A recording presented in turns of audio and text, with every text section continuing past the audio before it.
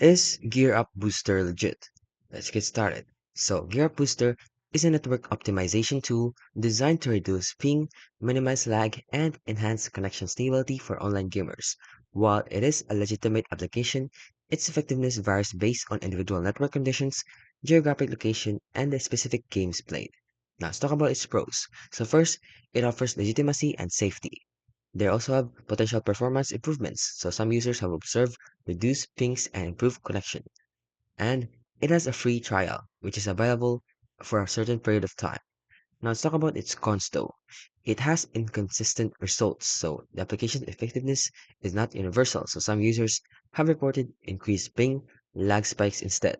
And they also have compatibility issues with certain games, they have marketing concerns, and a limited game support.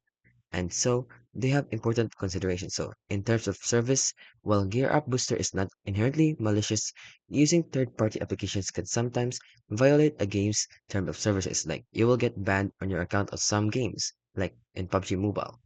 And for privacy concerns, some users have raised concerns about the data collection and privacy.